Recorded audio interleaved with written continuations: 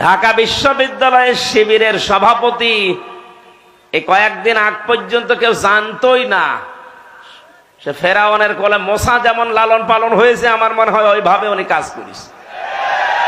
তারে তো এ দেশের প্রতিটি জনগণের অন্তত সংবর্ধনা দেওয়ার দরকার ছিল এই কৌশল অবলম্বন করার কারণে। আর না, অনেক মুনাফিক, অনেক জালেম এখন উল্টা পাল্টা ফতোয়া দিচ্ছে।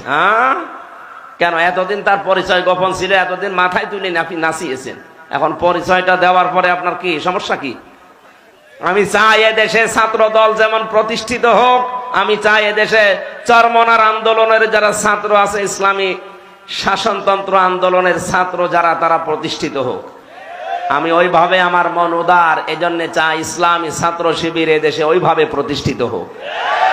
আমার তো ছেলে নেই, আমার মেয়ে আছে।